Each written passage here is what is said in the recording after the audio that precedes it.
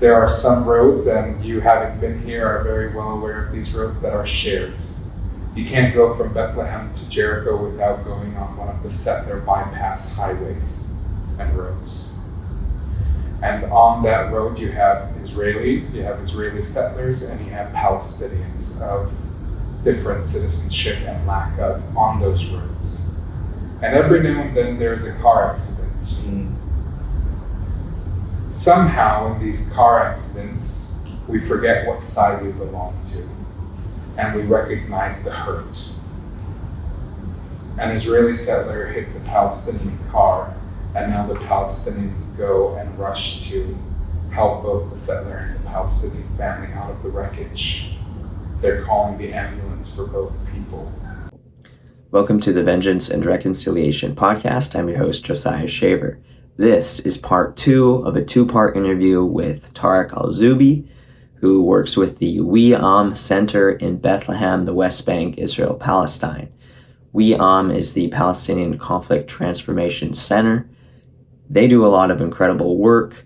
This interview will focus more on Tarek's personal story, how he sees peace building and what really works and what doesn't work in building peace between Israelis and Palestinians, and how his own family has worked through the intense struggles of that work. It's phenomenal. It's very insightful. It's touching, and I hope you come away with some new knowledge and perspective. I have decided to make this full interview free and not put some of it behind a paywall on Patreon, so I hope you enjoy that. Let's jump right in.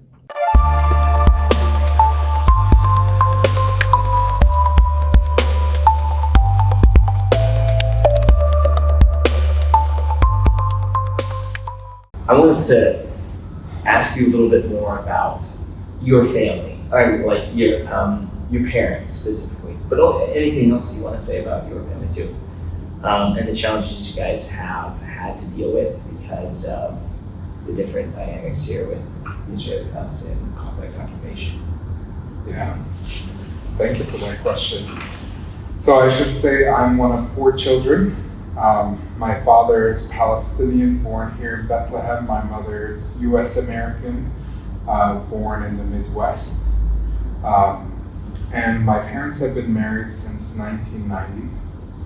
And since 1990 till today, we don't have the right to family unification.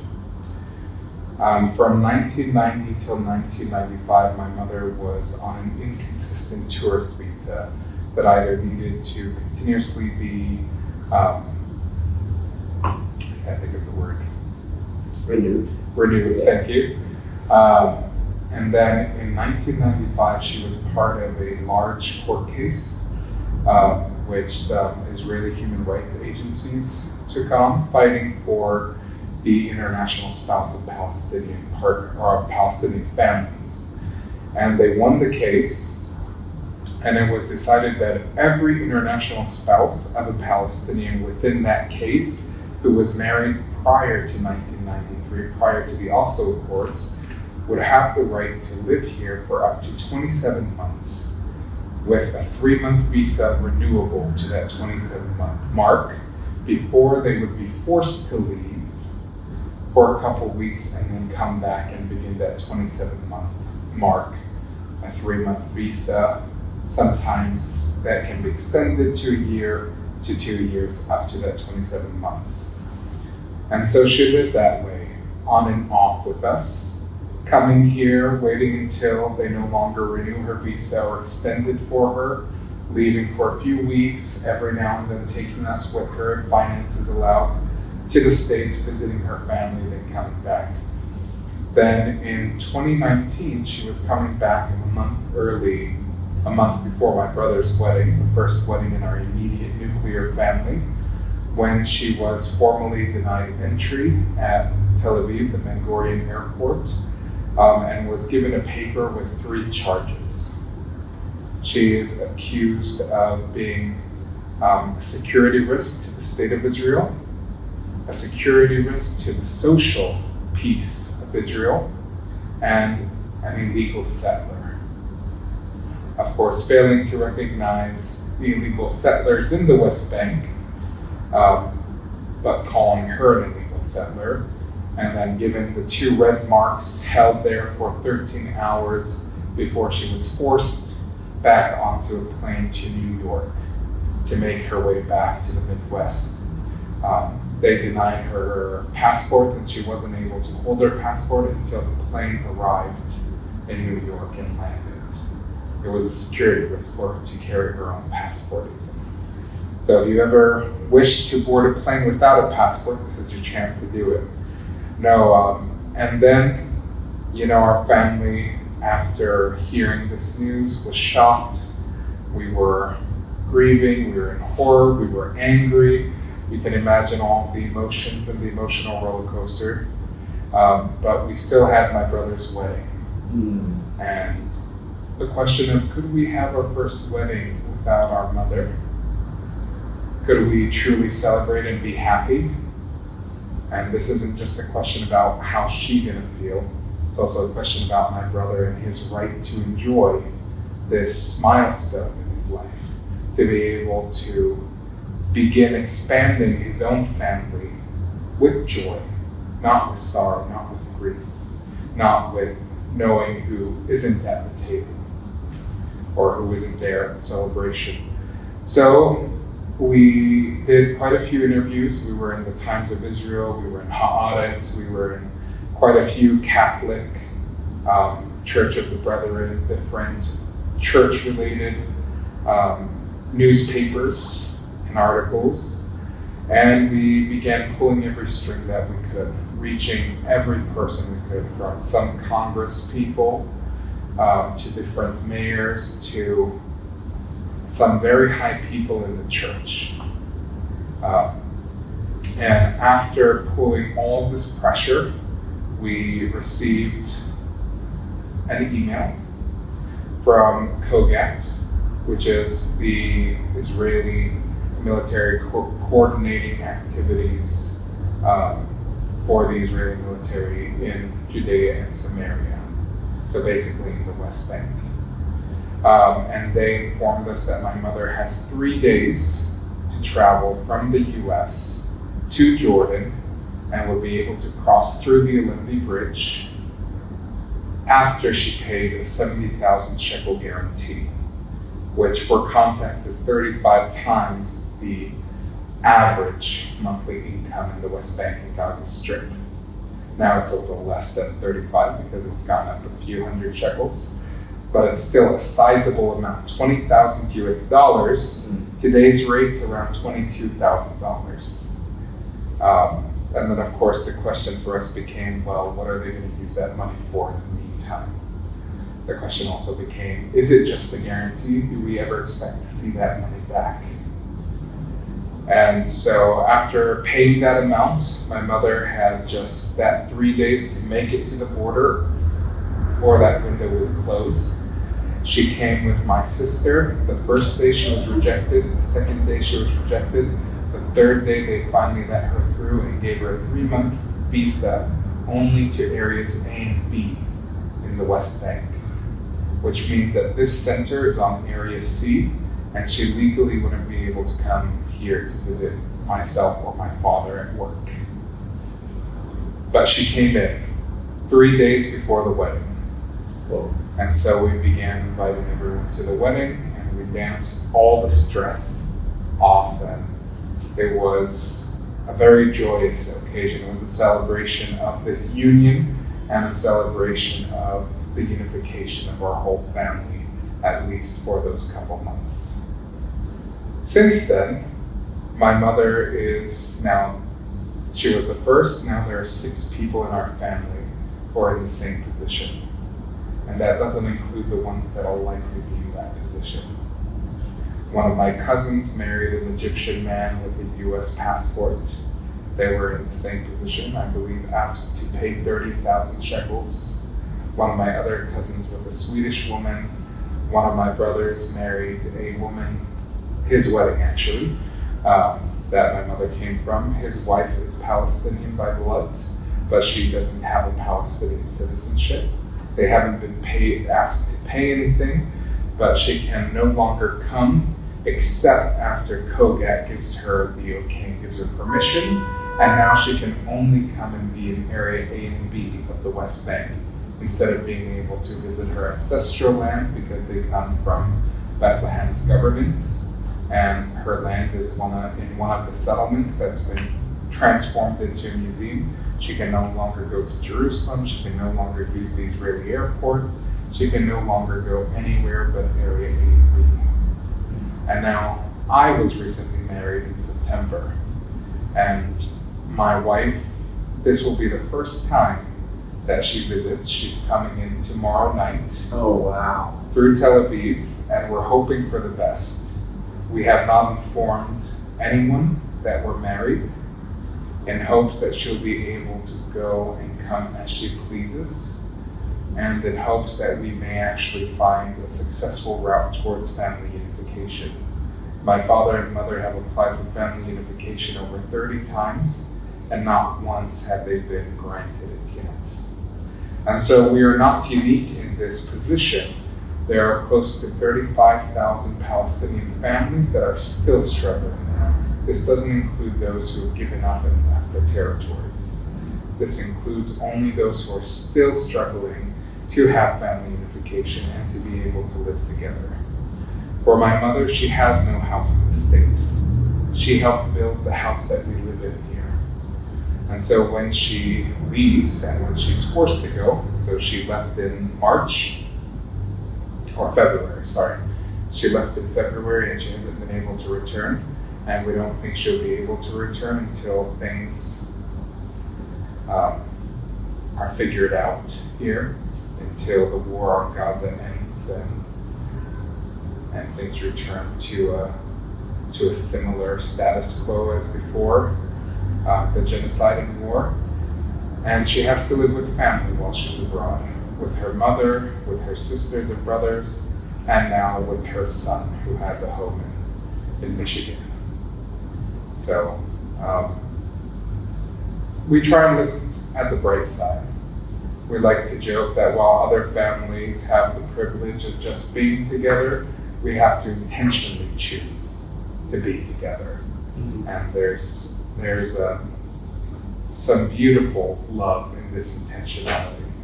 We hope one day that we'll be able to practice the right to family and live together as we please without barriers, without these forced divisions. But until then, we hold on to each other intentionally, and we use every opportunity that we're given to be able to celebrate life together. Yeah. The last time we were reunited as a complete family was actually in the States, not here. The last time we were here as a complete family was in 2019 for my brother's wedding.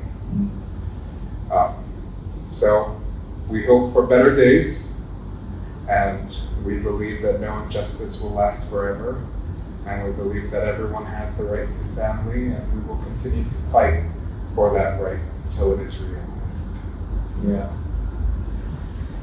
Oh, wow, and hearing, some might say, like, for your dad, he could just leave and go to the US and be with his wife. But we've just heard, I've just heard about this incredible work that he does, that you've been a part of here with Beyond. And obviously it's not that easy.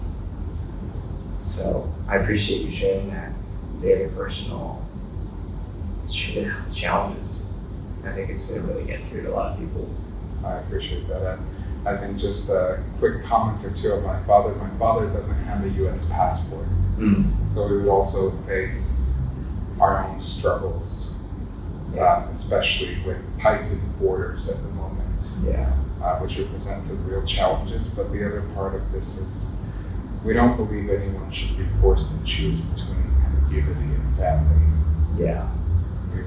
We are firmly rooted in this land, and we do not wish to lose our roots or our ties to it. As we see, especially for Christian families and communities, many of them are disappearing.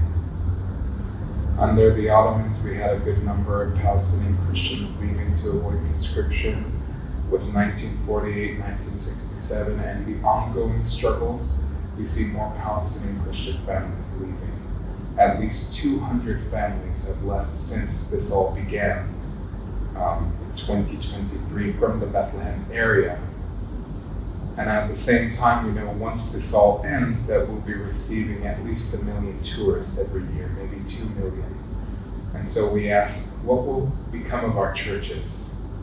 Are they to become just empty museums for the visitors? Will they not miss their living counterparts? And do we not have a right to live here, to live out this rich tradition, and to welcome our brothers and sisters when they come? Not into dead churches, but living churches with people that come, take care, and visit it every day, not just once every couple of years. Yeah. Okay. I wanted to ask you about some of the terms, at least in English, that we use around conflict. For example, conflict management versus transformation. And if there are other terms like those that you want to highlight and distinguish. Yeah, so thank you. I think conflict management is one of the ones that we try to move away from. Because there are different understandings, some that are implicit, some that are explicit, but one of them is that we're not transforming this conflict. That what we're doing is trying to mitigate the negative consequences of conflict, but we do not believe that we can actually transform it towards something positive. And so when we talk about conflict management, we're also talking about a loss of agency and empowerment. This is the reality. We cannot change this reality, but maybe we can scoot by it and shield ourselves from the negative consequences of this reality. Instead, what we seek to do is to transform it. Where there was a bad relationship, to make it a strong and good relationship. Where there was hurt, to restore that balance, to allow the wounds to heal, to allow the wounds, where the wounds were, to become stronger, and to allow us to live in a better state of being. Within that, maybe one of the terms that's important is restorative justice. I think in our conflict transformation, we cannot always do, okay, we lost this thing, so restorative justice means we get that thing back. Because when it comes to many things, such as lives, there's no way for us to bring that person back to life in the same way that we live today, in this context. We believe in heaven and the life after death here, but we cannot on our own bring them back to life here with us as we know it. And so instead we look at restoring balance. We look at restorative justice. Part of restorative justice is understanding that there are needs all over. There are needs for the victims. There are needs for the oppressor as well. And it can oftentimes be difficult for us to think of the needs of the oppressor. It's also recognizing that we can transform this reality that has brought us together. And that means that we must address and recognize. We must recognize what has happened, then we must work, and sometimes creatively, to address the imbalance that has been created. Okay? This person has been taken away. Maybe this person had children. Maybe they were providing part of an income or the only income for their family. It's not just that their life has been lost, but everything that their life was part of and was doing for them, for their family unit, for their community has been lost too. And that's something that we can begin to redress. It won't be the same as before, but maybe, for instance, and this is from an example, in which a person was taken away from their family. She was working a part-time job, has 3 children, and she was doing a lot of work at home. And then she was taken away for no reason. Right? Not that there's ever a reason to take anyone away. She was killed. Yes, she was killed, and the person who killed her was in prison, but we were still having conflict mediation, because it doesn't matter if he's in prison, one family might still want blood, right? We haven't balanced things by putting him in prison. He'll be released one day.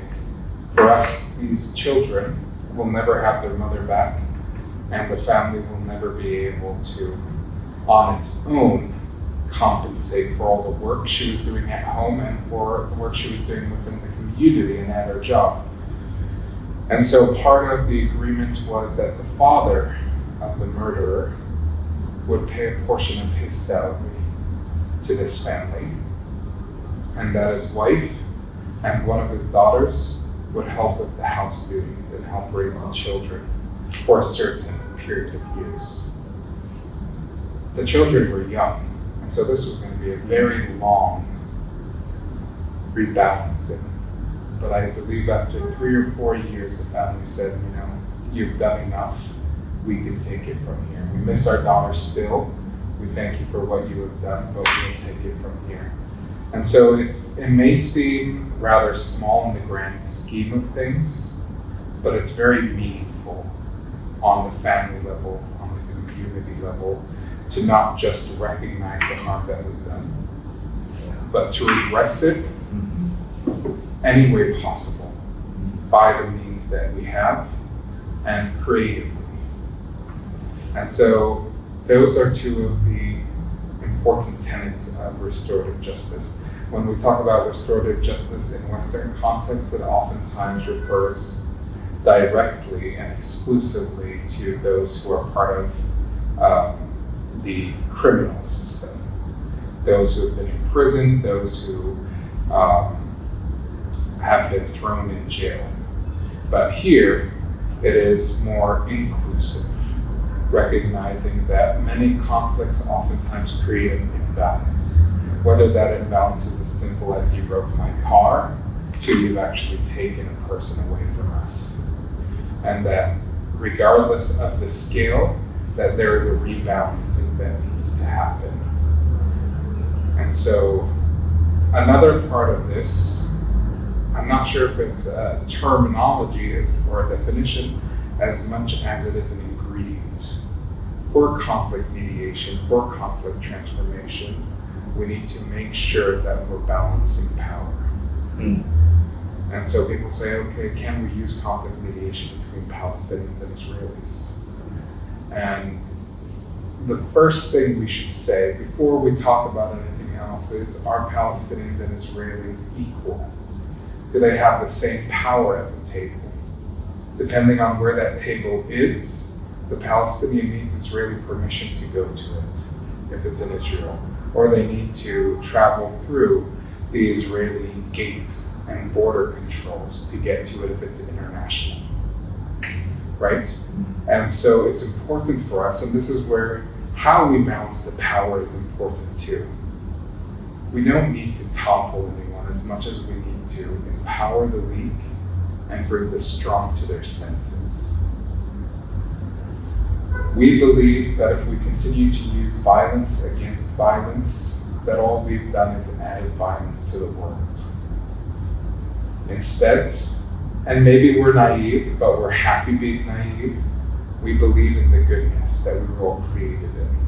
And we believe in this transformative potential. And so we believe that we can rebalance these power imbalances, these disparities, through nonviolent means. And as a caveat, I will say that myself personally, I don't believe in violence against any person, but I'm completely fine with violence against any system. But the system's not the people, even within those systems.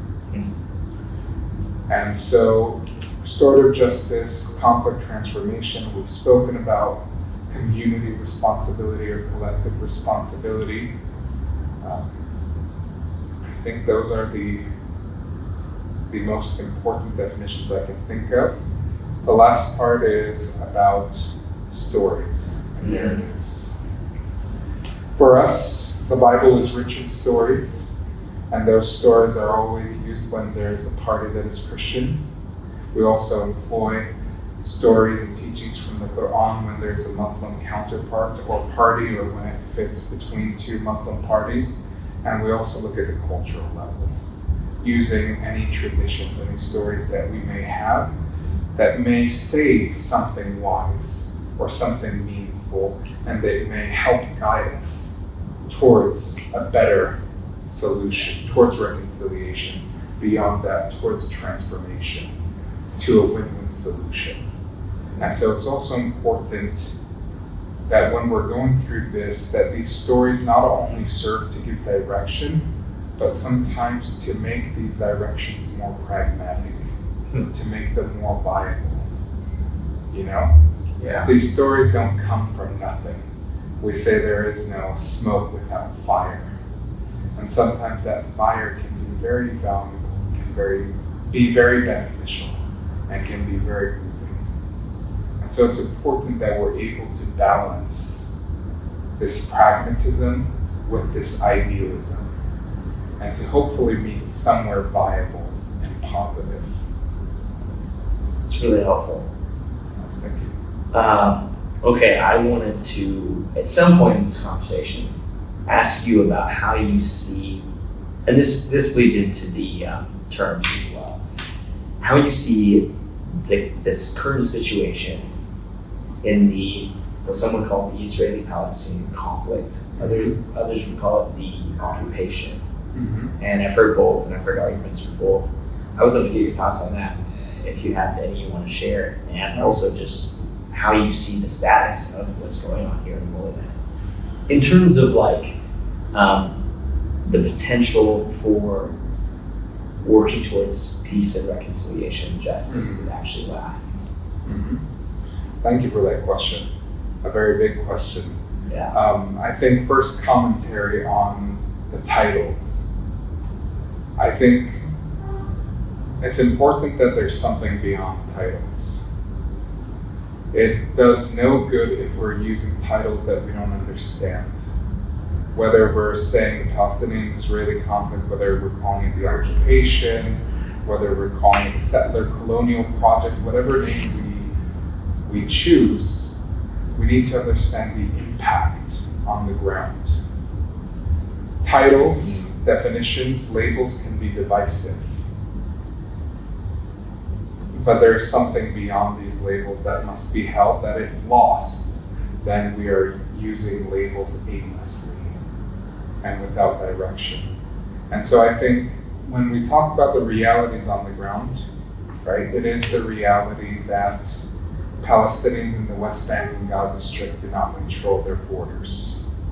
It is the reality that Palestinians in the West Bank and Gaza Strip cannot issue visas to visitors, and that we cannot even issue our own IDs to ourselves without Israel giving us the okay first and the green light to do so.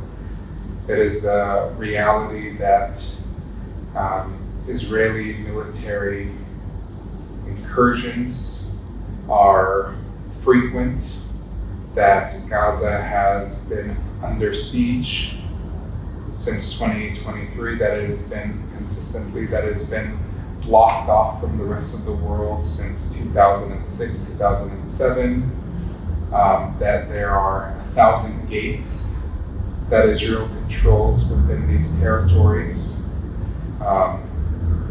and that Israel commands a strong and mighty military and has a nuclear program, while the Palestinians have some semblance of a police and security force when there are funds to pay the personnel.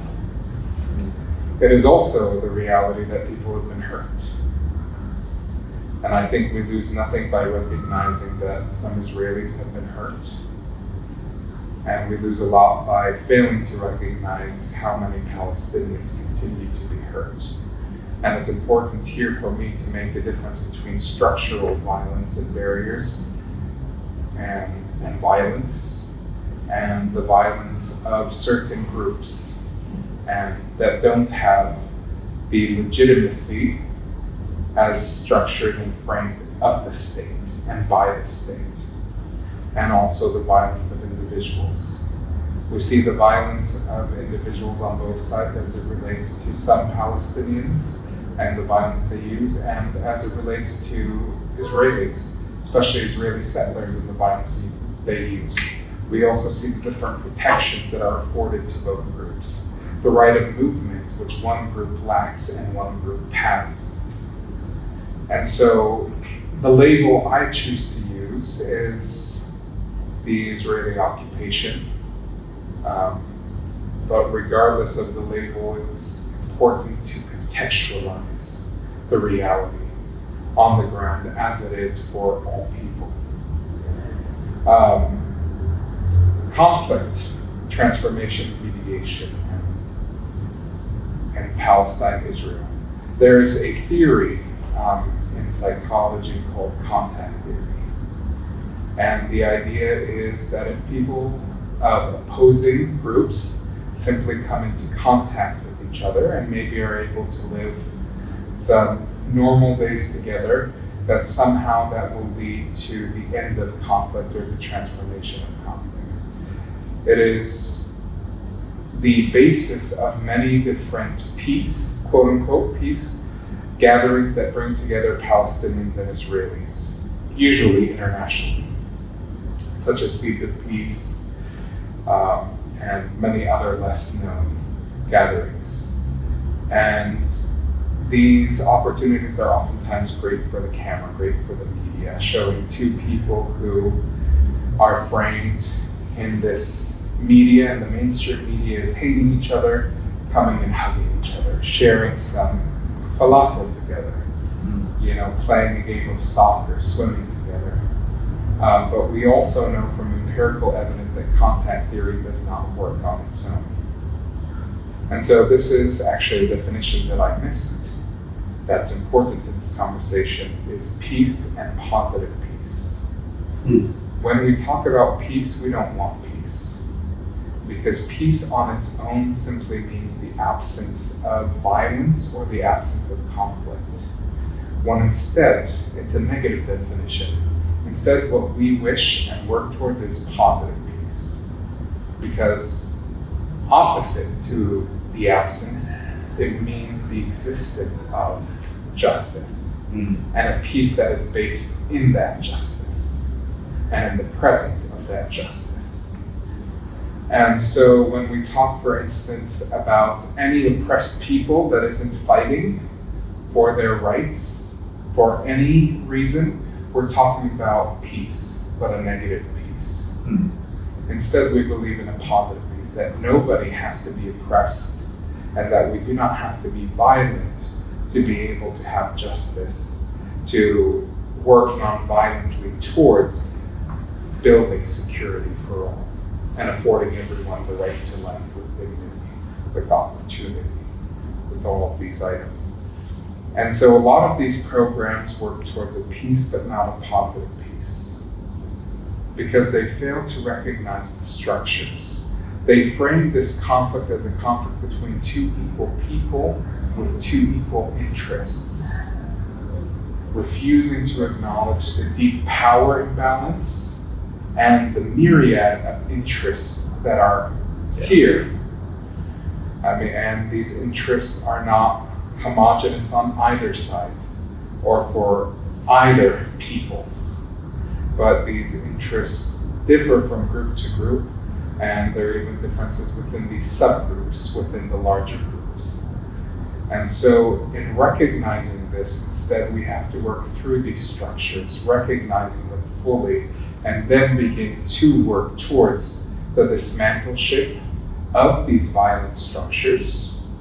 And sometimes that can be scary. What does dismantleship mean?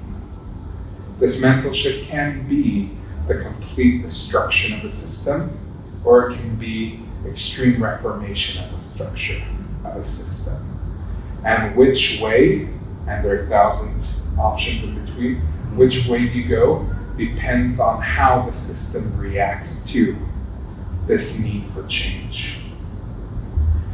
And so when it comes to some of these programs, I can say that I was involved in some of them, especially as a young man and as a youth leader, where I was also taking Palestinian youth And I largely became deeply opposed to them unless they had certain ingredients. So I'll give you one example. When I was 14, I was selected to be part of a Palestinian delegation to the US in May with Seeds of Peace. And I was going to share about my life and to hear about Israelis' lives and hopefully work towards some positive peace. While I was there, I met a young Israeli boy who was also 14. His name is Tomer.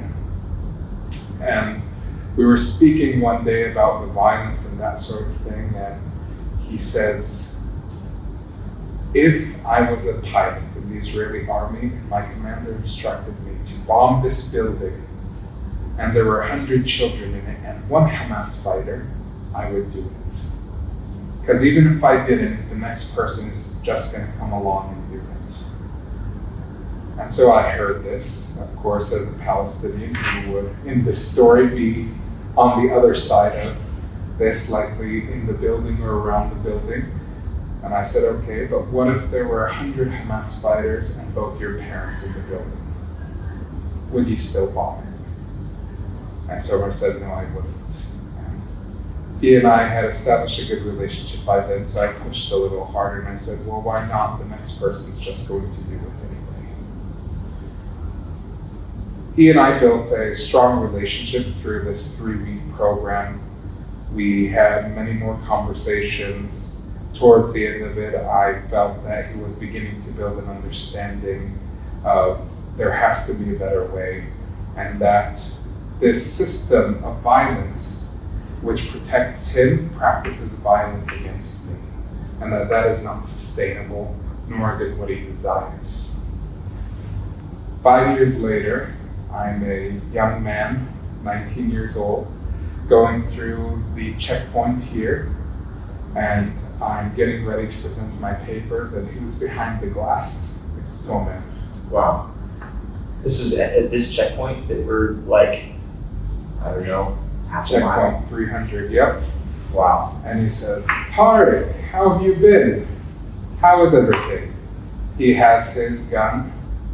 He's behind glass. I've been queued up in a line, and he's in control of the button that allows me to pass through or not.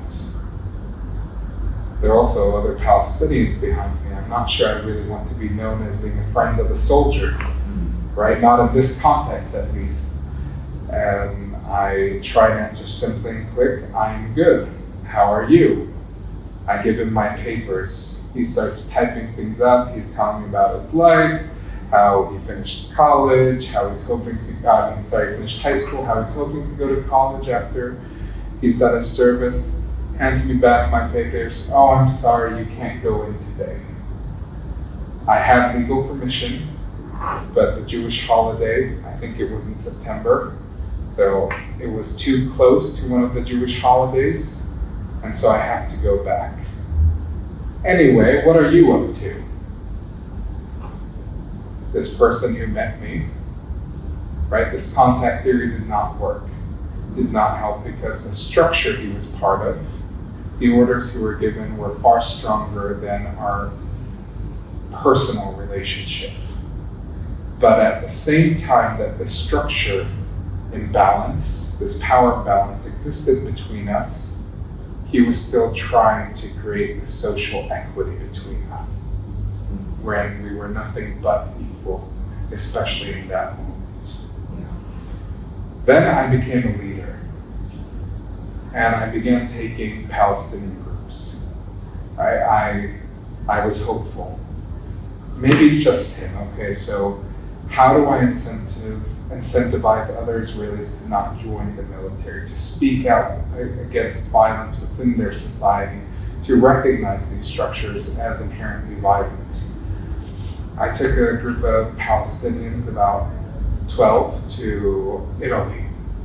And one of the places in which they had the worst massacre by the SS, Nazi Germans, against the Italian partisans in the north of Italy, in Al-Zougbhi. And so I'm the youth leader, I'm not a participant. It's a 2-week summer camp on justice, on restorative justice, conflict transformation, institutional memory, all of these great topics. And all of the youth are also under the age of 18 or 19, which means none of them have been conscripted yet on the Israeli side. It's 2 weeks. The first 3 days, all my participants are hesitant. Maybe they've never heard Hebrew except from a soldier. Maybe they've never met a Jewish Israeli except at a checkpoint. And then they begin to talk about Shakira, about Rihanna, about places they want to visit. They love pizza. They hate some of the food that they're given. You know, these commonalities come up.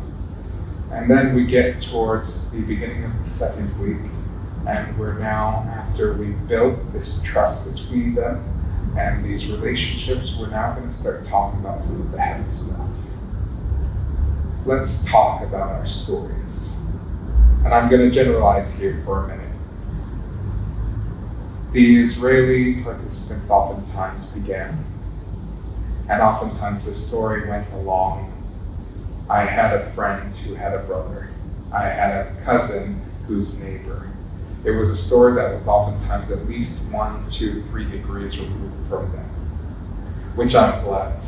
No one should have an awful, tragic story that is close to them. And then when it came to the Palestinians, it was oftentimes the first degree. I was imprisoned. My father was martyred. My brother is still in prison. And so during this 1 year, I had the Palestinians and Israelis next to me, and I was facilitating this conversation.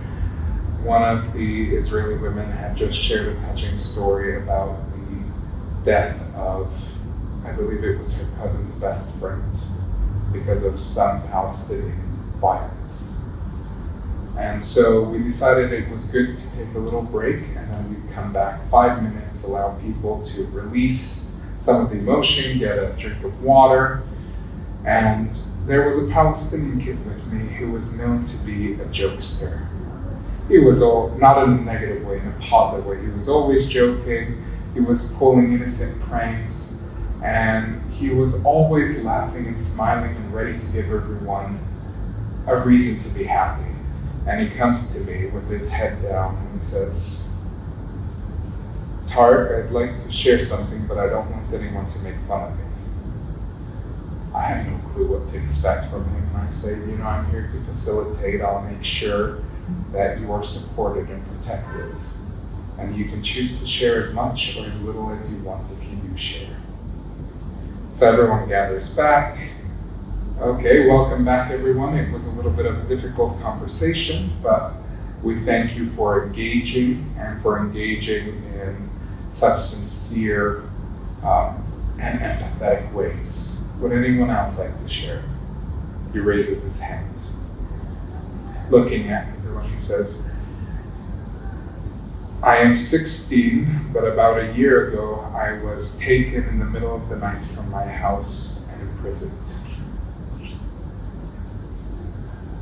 While I was there, and then his body shifts, and he's no longer looking at us, he's instead looking at the ground.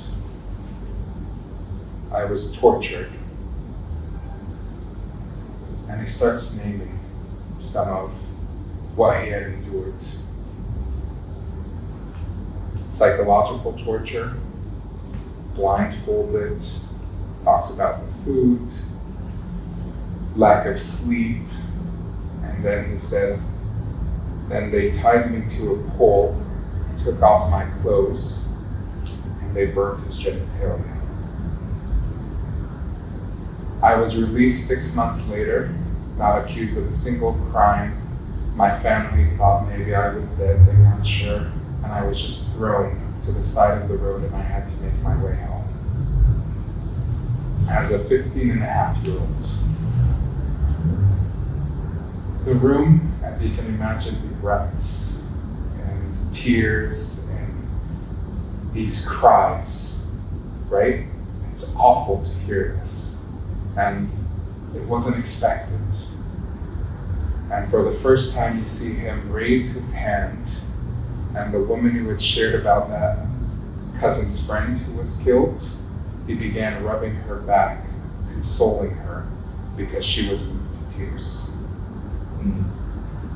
We break for the day. We decide maybe that was enough for today. They go back. They're still having fun. They're still shying from some of these conversations. Some are having them. And then the last 3 days, the Palestinian group is remembering that while we were here in Italy, and maybe we're more equal, we can still talk about visa rate disparities, we're going back to a reality where they might be joining the army. So, the next 3 days, are you going to join the army? They're curious, and the conversations are difficult. 3 years later, the same Palestinian boy comes to my office. He says, I need to meet with you. I say, okay, we close the door. He says, did I do something wrong? I say, what are you talking about? What's going on? He pulls out his phone. He pulls up Facebook. And he pulls up the profile of the woman that he had consoled. And she, in Italy, this Israeli young girl who's now a woman serving in the army, who posted a picture of her rifle, and her soldier friends at one of the checkpoints in Palestine. And he says, did she ever care at all? Right? He remembers sharing something so intimate and something so deep. And I think very few, if anyone, ever wondered if he deserved it. I think it was quite clear to many of the people there, but it still wasn't strong enough to incentivize a movement away from this structure and from this system. And so, is this type of work effective and necessary? It is definitely necessary. Is it effective today? No. It may be effective in a time where we can come together more as equals. I am also part of a program now that, as part of the program, has built in explicitly recognition of the injustices occurring. Explicitly calls,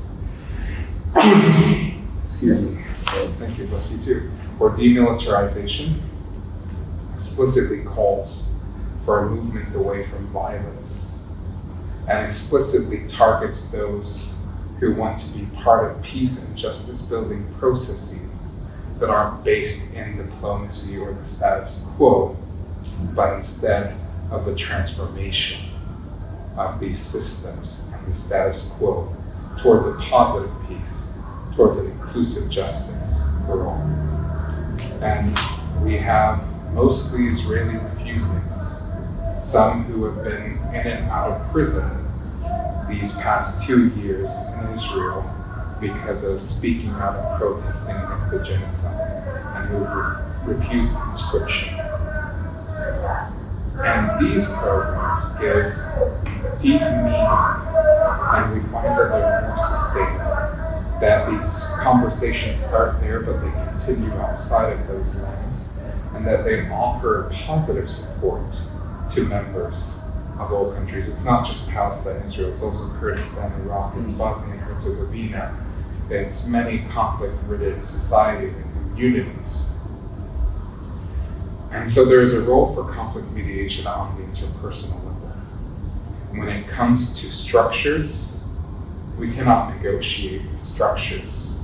Our nonviolence does not move the violent systems 1 inch, right? And it's not saying that we must practice violence against them, no, because I'm against violence against the individual. I'm against the system, sure, but it means that we must find other means, such as maybe through deciding not to fund, to decide to not engage economically, or maybe even politically, maybe even socially, depending on the situation, with those who uphold and participate in these systems of violence. It never means to attack. And I believe, there's this worry, well, what about if everyone cuts off their ties and now these people are left starving? I don't believe we should necessarily cut off humanitarian aid or these sort of ties, but we should definitely cut off all profit-seeking activity that is based in the marginalization of anyone. This doesn't just include companies involved in Palestine-Israel and the Israeli occupation and the war on Gaza.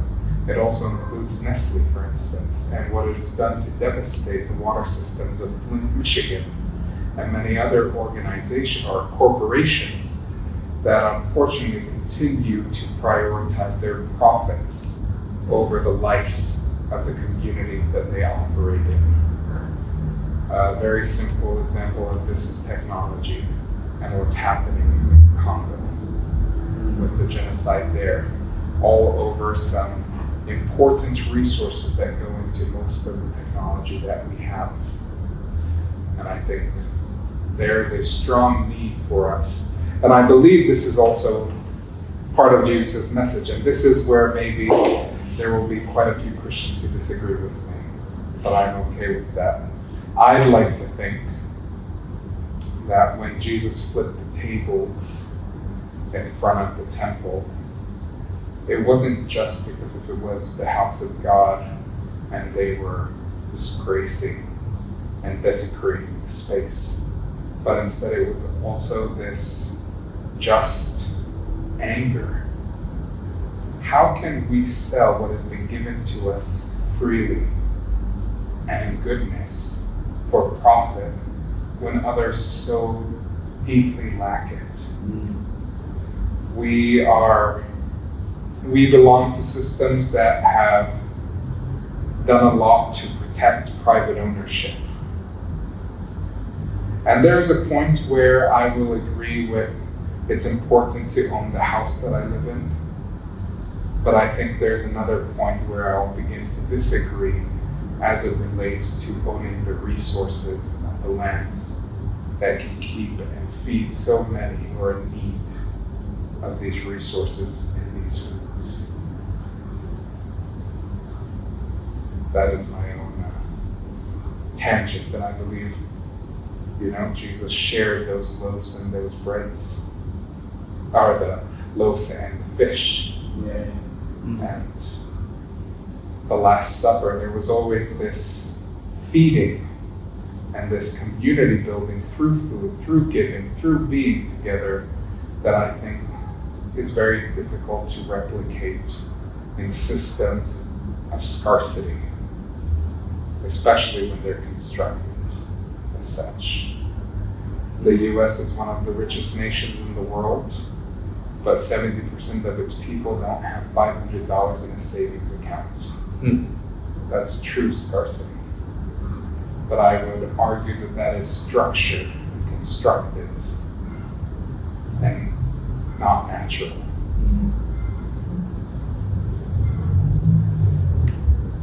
I think I only have one main question left. And then probably the final one would be like, do you have any final thoughts, key messages? If you don't get anything else, get this. Yeah. But I'm curious from your perspective, which is a very rich one, how you see, what's the recipe that's necessary for peace and positive peace even? Like what needs to change in order to get there? Thank you. As you were asking the question, I had the story of, I should say, most of my Bible knowledge is in Arabic, so hopefully you can fill in any gaps that I'm missing in English. But after Jesus went and had the Last Supper and prayed on the Mount of Olives and was being escorted by the soldiers, one of his disciples went to attack one of the soldiers and cut off his ear. After Jesus scolded the disciple, He placed the ear back on the person's head. The reason I think that comes to mind is because that shows it does not matter what injustice or violence we're facing. Violence can never, nor should it ever be the answer.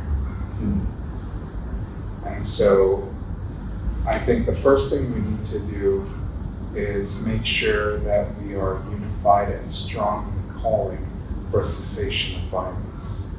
This genocide must end. The violence must end. The rockets must end. The occupation must end.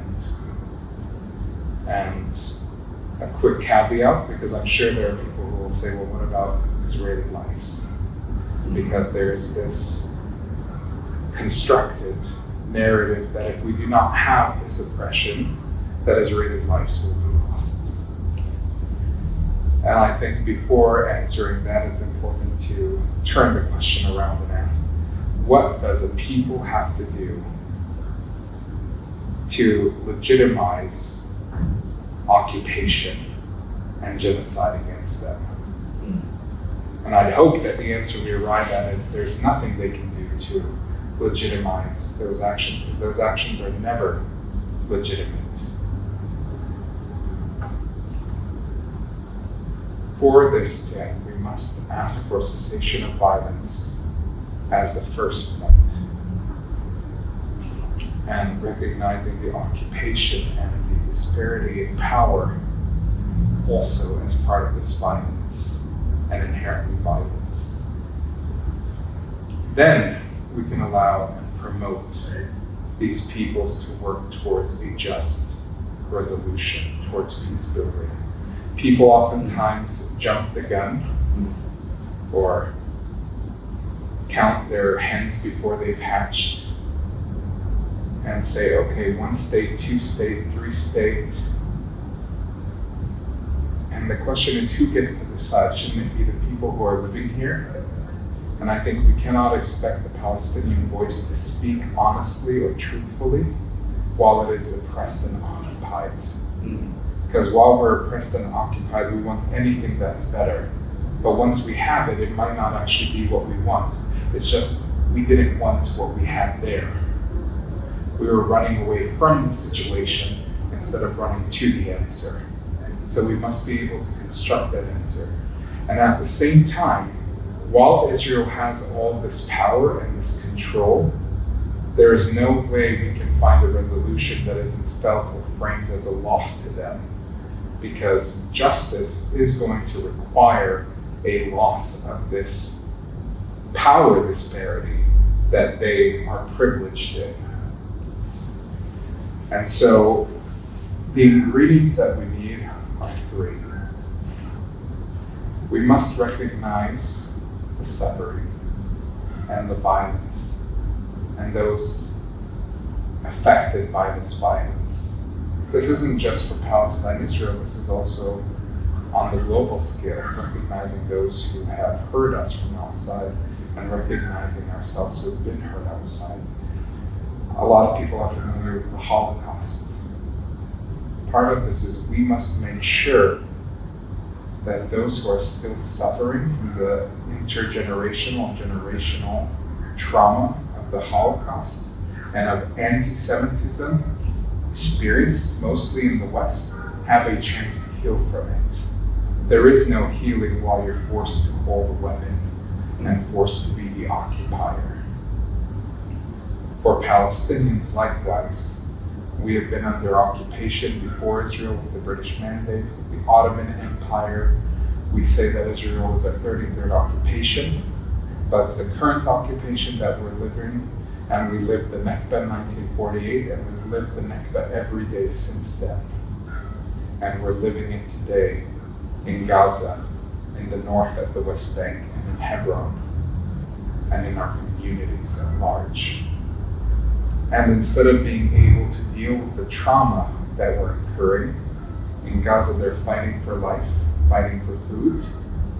In the West Bank and around the world, we're fighting for recognition. We're in the position of being forced to prove that we are hurting instead of healing from that hurt. So we must have recognition of these histories, and within that recognition, the space to begin healing from it. The second option is we must have universal rights, equal rights. It does not matter whether I'm an Israeli in Palestinian territory or a Palestinian in Israeli territory, or whether I'm a Palestinian and Israeli in international territory. I must know that my life matters, and that as part of it mattering and being of consequence, that it is protected under these systems of law. Equal rights. The third option, and this is more for Palestine, Israel, we must have the right to the entirety of the land. And I don't speak or say that as a Palestinian, I say that as a human. My Christian faith is not complete without the Galilee, without Jerusalem, without these territories that I cannot visit. My cultural identity in life is not complete with the fruits, the oranges of Jaffa, the strawberries of Gaza, the beauty of the sea, of the mountains, of Tiberias, of Mount Hermon. And I'd like to naively think that the same is true for my brothers and sisters in Israel and for Jews around the world, for my brothers and sisters in Islam and for Muslims around the world, and for those who do not belong to the Abrahamic faiths but wish to see what is available in the world. And so it's important that regardless of whether this is Israelstein, whether it's Paleo, whether it is the Holy Land, whatever it is called, that within that we have the right to travel throughout the entirety of the land. Protected by the law and respecting just laws and structures within this land. For this all to happen, we must ask, like we ask every individual who partakes and participates in conflict mediation, we must ask them to abandon violence, to be open, and to have a little bit of discomfort as we place our faith not in the structure or the systems, but instead in each other. And we see this play out every day. There are some roads, and you having been here are very well aware of these roads that are shared. You can't go from Bethlehem to Jericho without going on one of the settler bypass highways and roads. And on that road you have Israelis, you have Israeli settlers, and you have Palestinians of different citizenship and lack of on those roads. And every now and then there's a car accident. Somehow in these car accidents, we forget what side we belong to, and we recognize the hurt. An Israeli settler hits a Palestinian car, and now the Palestinians go and rush to help both the settler and the Palestinian family out of the wreckage. They're calling the ambulance for both people, right? This social aspect or dynamic is deeply possible. It's the structural that we must work on. Now, I don't believe that we can have a peace process with settlements and settlement expansions, but I do believe we can transform the settler. That they can be transformed into law-abiding citizens who do not oppress, hold privilege, or practice violence against my community and my people. It may mean that there are some changes that are needed, but that it is deeply worth it and deeply possible. I don't know if I've answered your question. Yeah. I'm very glad. Any final thoughts you want to leave listeners and watchers with? Yeah, I think the final thought is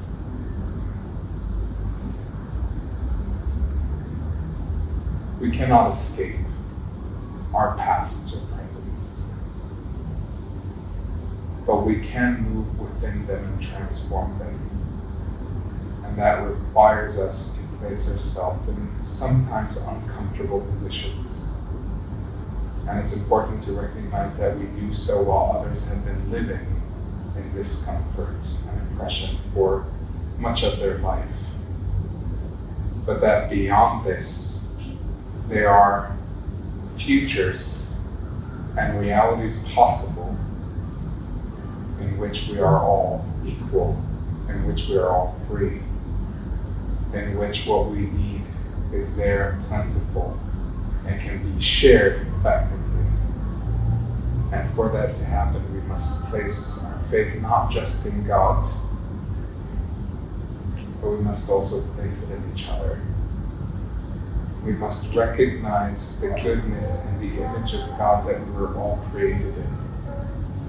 It does not matter where we are today, what our circumstance is, what our positionality is, what we may be facing, how we may be privileged or disadvantaged or oppressed or free, that there is a goodness in each of us, this image of God, that we can live together with in fellowship and community, sharing what we have. Amen. Hopefully. Yeah, Let's work towards it. definitely. And, sorry, last thing. Yeah. Come here, come to Bethlehem, come and visit us. Maybe come with you. I don't know if you're planning to lead any tours. In the future, I will come. I'll be surprised. So there you go. Come with him and come see us. Yeah, that'd be Come great. with Josiah. Yeah. Inshallah. Tarek, this has been phenomenal. Very Longer than I good. expected, and I'm so glad that we could get to all these different things, because everything you said was very rich and like based in your lived experience and the painful parts of that. That's incredibly rich, and also your wide knowledge from different academic and cultural backgrounds as well is very valuable. So thank you for your time. Well, thank you. You're very kind. Thank you for this conversation, and see you again soon, right? I hope so. Inshallah. Yeah, God willing, for sure. Inshallah, God will. Awesome. Cool. Thank you very much. It's been very awesome. It's my pleasure. Thanks again for tuning in to the second part of this two-part interview with Tarek Al-Zoughbi. I hope it was insightful and educational. I know it was very insightful for me. Once again, I made this whole thing free and not behind a paywall on Patreon. However, if you'd like to support this work and help me to continue to do more interviews and more podcasts like this, you can donate as little as $5 a month to help make that happen. That would be super helpful. Please follow the show and share, drop a comment, and if you want to reach out to me with any thoughts or questions, you can contact me through social media.